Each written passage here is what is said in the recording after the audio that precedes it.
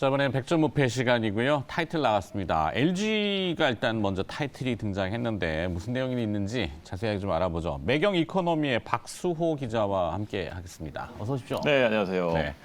원래 진행도 좀 하시고 네. 오늘은 이제 패널로 나오셨으니까 어떤 이야기를 들려주실지 LG 얘기인데 아침에 좀 흥미로운 그 가십거리가 미국 내에서 그 가스레인지 판매가 금지된다 그래요. 예, 그렇죠. 그러면 네. 이제 인덕션을 많이 쓸 텐데 그렇습니다. 네. LG가 또 가전에 인덕션 부분이 있잖아요. 네네네. 사실 LG는 이제 구광모 회장 체제로 접어들면서 그 모바일을 과감하게 접고 네. 전장향으로 지금 집중을 하고 있는데 자, LG그룹이 전장 산업에 힘을 쏟는 모습에 수주가 좀 늘고 있는지 이 부분 좀 알아보죠. 일단 그 LG그룹이 전체적으로 가전 부분에서 특히 모바일 뭐 이런 쪽보다는 이제 전기차, 그러니까 이제 전기차는 전자 제품이다. 네. 이렇게 구분을 하다 보니까 전장 산업에 굉장히 좀 포커스를 맞출 수밖에 없었는데 네. 수주 실제로 많이 늘고 있습니다. 그러니까 전장이라는 게 결국 이제 전기차에 들어가는 부품들 이렇게 정리하면 되는데 네. 인포테인먼트, 그러니까 인포메이션 더하기 엔터테인먼트. 그래서 뭐 자동차에 딱 타면 이거저거 누를 수 있는 이런 포인트들 있잖아요. 디스플레이가 이런 것들. 쫙 펼쳐지면서. 예, 그래서 이런 부분들은 LG전자가 잘하는데 이런 부분 수주 계속 늘고 있고요. 오. 또 보니까 LG 마그나, 그러니까 마그나라는 회사가 이제 파워트레인, 그러니까 동력을 전달하는 그런 부품인데 LG랑 마그나가 이제 합쳐서 LG 마그나라는 이 회사를 또 만들었는데 네. 파워트레인 부분에서도 수주가 늘어나고 있고 또 차량용 디스플레이, 그러면 이제 뭐 요즘은 디스플레이 크잖아요. 네. 차 타면 뭐 이렇게 센터 해서. 페시아도 네네네. 그렇고 유리도 이제 그렇습니다. 네. 디스플레이가 좀 많이 들어가던데. 그래서 LG 디스플레이가 이쪽 부분에서는 전 세계에서 25% 정도의 그 점유율을 갖고 있는데 여기도 좀 잘 나가고 있다. 그래서 이런 쪽으로 다 또 LG 에너지 솔루션, 뭐 우리 잘 아시겠지만 뭐 여기는 뭐 전기차 배터리 이쪽으로 네. 잘 되고 있고 이렇게 하다 보니까 전체 수주 잔고가 2022년으로 치면 470조 원 정도 되겠다. 누적으로 포함해서 이렇게 될 것 같고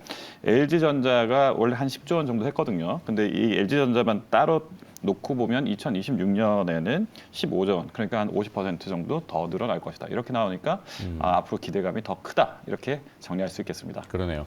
LG그룹의 전장 산업에 힘을 쏟는 올해가 이제 아마 터닝의 이제 원년이 될 그렇습니다. 가능성이 있고 사실 숫자로 증명을 해야 되는 그 기업 입장에서는 부담감이 있겠지만 매출들이 좀 회복되고 있다라는 긍정적인 시그널이 나오는군요. 그렇습니다. 여기 지금 도표에도 나오고 있습니다만 3분기부터 이제 흑자 전환 이렇게 일어나고 있고 그 흑자 폭이 점점 늘어나고 있다는 거, 이거 굉장히 좀 의미 있는 지표라고 볼 수 있겠습니다. 네.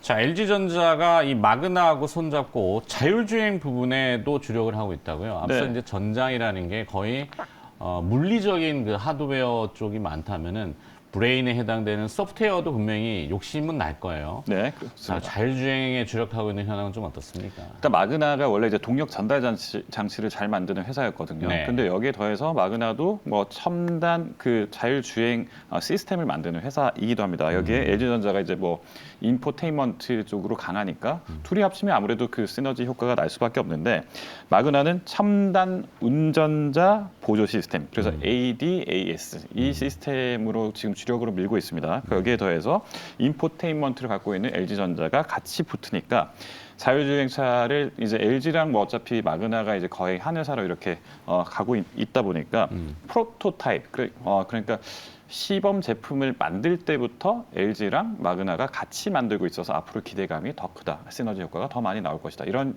예상이 많습니다. 네. LG 좀 더 이제 세분화돼서 내려가면 LG 디스플레이 쪽으로 가볼까요? LG 디스플레이, LG 쪽은 사실 이 대면적 디스플레이의 강점이 있잖아요. 네. 그러면 차량용 디스플레이도 사실은 애매한 이 모바일하고 TV하고 네네네. 이 화면이 약간 겹치긴 하는데 네네. 그래도 대면적 쪽도 많은 것 같아요. 네. LG 디스플레이 얘기 좀 해주시면. LG 디스플레이는 이번에 CES에서 상당히 많은 그 가능성을 보여줬는데요. 네. 그 자동차라는 게 사실은 좀 협소한 공간이잖아요. 그러니까 그래서 거실에서 하는 것보다는 다르겠지만, 그렇죠. 그래서 이번에는 슬라이더블 그 디스플레이. 그래서 슬라이드가 이제 약간 이제 접혀 있다가 펼쳐진다 이런 네. 표현인데 왜 우리가 차량에서 그 뒷좌석에 앉았을 때 뭐 차량에 있는 천장에서 이렇게 원래는 접혀 있다가 TV 보고 싶다 그러면 슬라이드업을 해서 이게 쭉 내려오는 그런 네네네.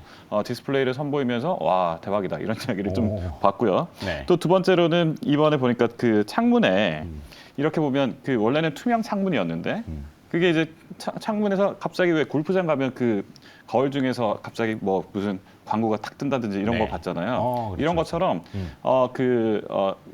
차량에서 타고 있는데 원래는 투명한 그 차량의 창문이 갑자기 거기에 뭐 뉴스가 뜬다든지 아니면 지나가고 있는데 뭐 유적지가 뜨면 갑자기 유적지 그 정보가 뜬다든지 오. 이런 식의 그래서 창문을 바탕으로 한 증강 현실 이런 그 디스플레이가 또 유명하게 나오고 있고요.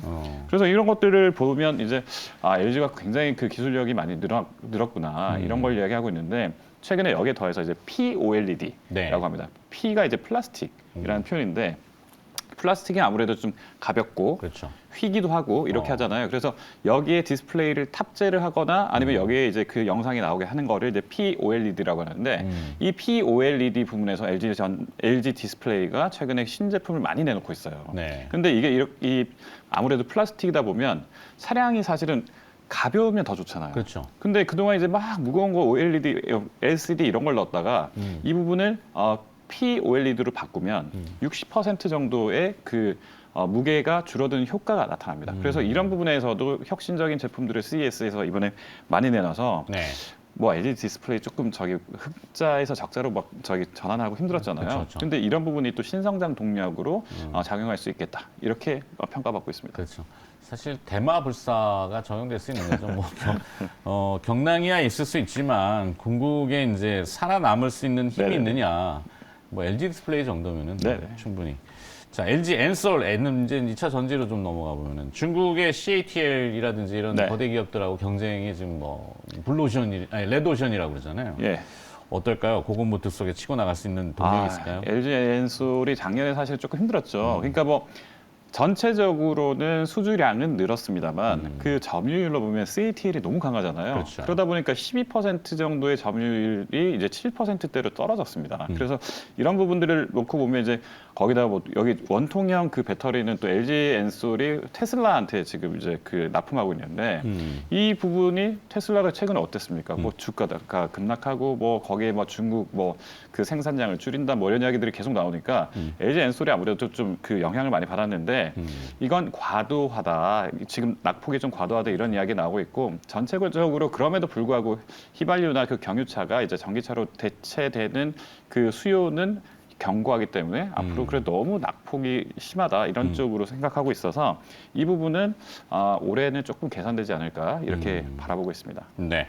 자, 애플카 이거 언제쯤 나올까 모르겠는데 뭐 언젠간 나오겠죠.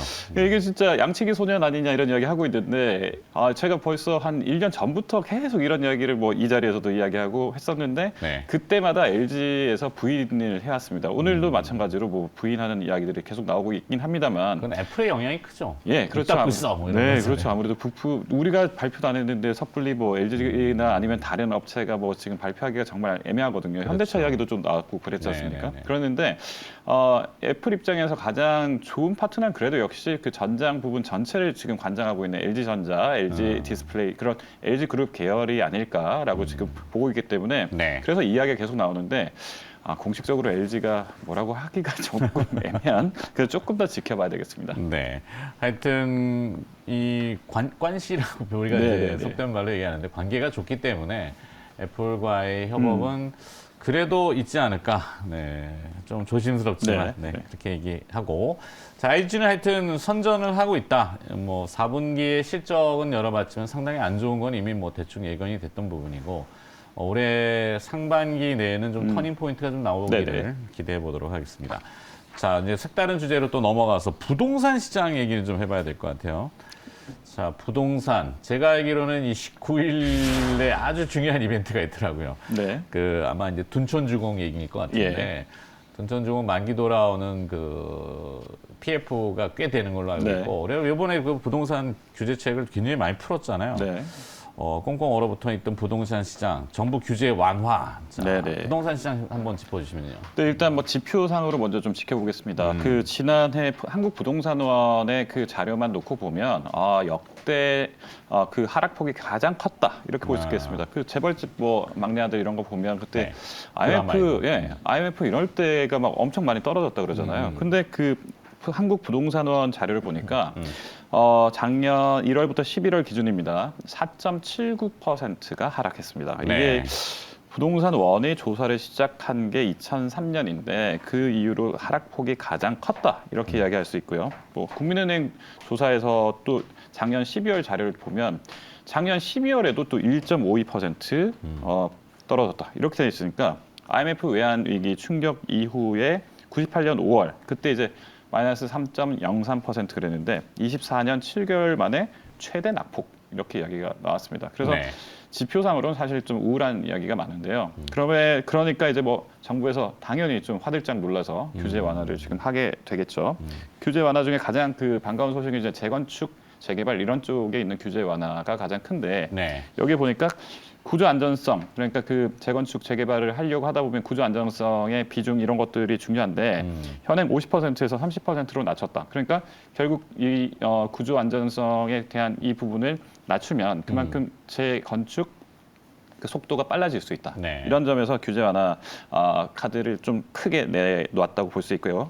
그다음에 그 1가구 2주택이나 3주택자가 이제 좀 뭐랄까 그 세금이 좀 높다 종부세. 이런 이야기도 있었고 취득세도 좀 문제가 많았었는데 네. 취득세를 1가구 2주택 취득세가 8%였는데 1주택자와 똑같이 1에서 3% 정도로 낮춰주고 3주택자도 4%대로 낮추겠다 이렇게 적용하고 있으니까 아무래도 좀 집 많이 사서 네. 전세 많이 놔주세요 뭐 월세 많이 받으세요 이런 이야기를 좀 정부가 시그널을 준다고 볼 수 있겠습니다. 네, 심리를 일단은 호전시키기 위해서 지금 풀 수 있는 건 거의 다 푸는 것 같아요. 네네네. 대부분 다 푸는데 그 중에서도 이제 신규 수요를 창출하려면 아무래도 레버리지라고 하는 대출이 필요하잖아요. 그렇습니다. 네네네.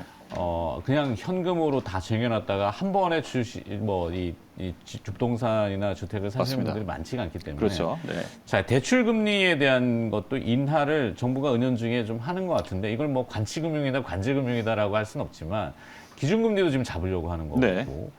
요 대출 금리 인하 얘기는 어떻습니까? 대출 금리는 일단 기본적으로 뭐 민간에서 적용하게 되고 또 결정하게 됩니다만 정부 입장에서도 지금 대출 금리를 어느 정도 지금 보이지 않는 목소리를 내면서 네. 어느 정도 좀 은행을 압박하는 그런 구조가 작용하고 있는 것 같아요. 그래서 새해에 뭐 작년 12월부터 올해 1월 초까지만 해도 8%까지 주택담보대출 같은 경우에 8%까지 올랐다 이런 기사가 많았는데 어젯발 기사로는 5%대 후반까지 내려왔다. 특히 뭐 우리은행 같은 경우가 뭐 홈페이지 공시를 통해서 담보대출 이거를 이제 0.1% 포인트나 0.2% 포인트 내려서 5% 후반까지 내렸다. 이런 네. 이야기 많이 하고 있고 신한은행, 우리은행 뭐 거기뿐만 아니라 하나은행 이런 쪽에서도 가계대출 금리를 좀 낮추고 있고 이런 부분을 많이 또 홍보를 하고 있어요. 네, 그래서 이런 부분을 보고 있으면 어쨌든 그래도 경쟁적으로 민간은행에서 이렇게 좀 내리는 쪽으로 이제 하고 있으면 아무래도 좀 분위기는 부동산 대출을 하는 쪽으로 좀 긍정적으로 가고 있다 이렇게 표현할 수 있겠습니다. 네. 그런데 이제 예금 금리를 같이 내려버리니까 네. 3% 후반으로 같이 확 내려버리면 네. 이제 돈을 그동안 5%대 금리다 이랬던 게 불과 한 달 만에 지금 3% 후반까지 내려와 버리니까 네. 이 부분 조금 아쉽다 이런 얘기 같이 돌고 있습니다. 뭐 은행 예금을 하시는 분들한테는 아쉬울 수 있지만 주식 시장에서 입장에 그렇죠. 보면은 은행 금리로 갔던 부분이 일정 부분 또 돌아올 수도 있고 네네네. 기대 수익률이 오를 수 있기 때문에 주식은 또 포인트가 긍정적인데 네. 자 올해는 부동산 시장에 대한 매수 뭐 사라 팔아라 얘기하기는 어렵습니다만 네. 그래도 뭐 상징적으로 올해는 좀 집을 사도 될지 그래서 제가 몸담고 있는 매경 이코노미에서 30명의 부동산 전문가에게 저희가 설문조사를 연초에 해봤습니다. 네. 그래서 연초에 해봤는데 일단 제일 먼저 집값이 오를 거냐 내릴 거냐 이렇게 이야기를 하는데 24명이 그러니까 80%가 네. 그래도 올해는 좀 힘들겠어요. 더 떨어진다라고. 네, 좀 내릴 것 같아요. 이렇게 그러면 사면 되겠네. 뭐 그건 이제 각자의 판단이겠습니다만 뭐 네. 이런 이야기가 있겠고 특히 이제 전문가 30명 중에 22명이 전세 가격까지 같이 동반 하락할 것이다 이런 이야기를 하고 있으니까 이런 부분들은 하여튼 올해는 부동산을 좀 더 지켜보자 관망세를 예상하는 그런 전문가가 많다 이렇게 정리할 수 있겠습니다. 네.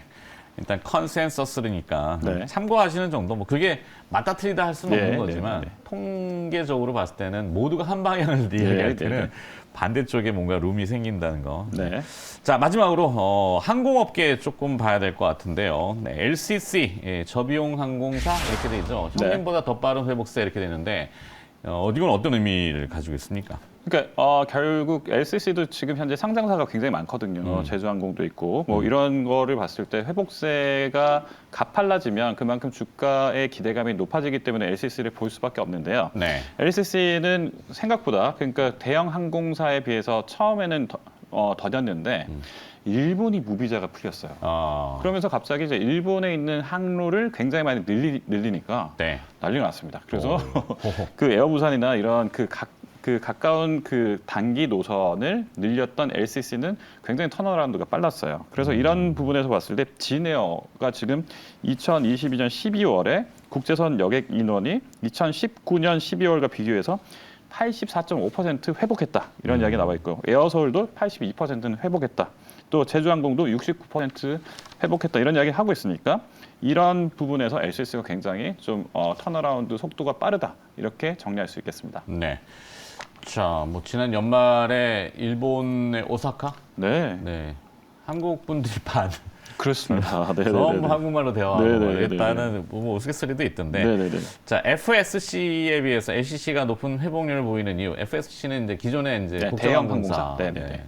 FSC에 비해서 LCC가 높은 이유는 방금 이야기했던 대로 FSC는 아무래도 미주, 유럽 노선들이 굉장히 많이 장거리 노선들이요. 차지하고 있고 반대로 이제 그 LCC는 단거리 노선을 많이 차지하고 있는데 여러분 뭐 미국이나 유럽에 최근에 이제 그 항공권 가격을 알아보시면 정말 기겁합니다. 그러니까 그래서 사실 가 보려고 하더라도 굉장히 좀 그 부담을 느낄 정도의 가격이 되는데 가격이 많이 올랐군요. 네, 왜냐하면 노선은 이제 다시 재개는 했지만 그 편수가 많지 않으니까 그만큼 이제 가격이 높아질 수밖에 없겠죠. 그러니까 이런 수요 때문에 그래서 많이 회복하기가 힘들었다면 LCC는 아까 얘기했듯이 뭐 제주항공, 뭐 에어서울, 에어부산, 뭐 저기 진에어 다 지금 뭐 일본을 늘리고 있다 보니까 네. 아무래도 가격대가 떨어지니까 그만큼 또 그 고객들이 많이 갈 수밖에 없겠죠. 그래서 상대적으로 LCC가 좀 더 유리한 국면을 회복세를 보이고 있다. 이렇게 정리할 수 있겠습니다. 네. 자, 오늘 이제 개장 전에 박수호 기자하고 몇 가지 굵직한 이야기를 나눠봤는데 LG그룹 얘기 들었고요. 부동산, LCC. 네. 요 안에서 힌트를 또 투자에 도움이 되실 만한 것들을 잘 찾으셨으리라고 생각하겠습니다. 100점 무패였고요. 매경 이코노미의 박수호 기자가 수고를 해주셨습니다. 고맙습니다. 네, 고맙습니다.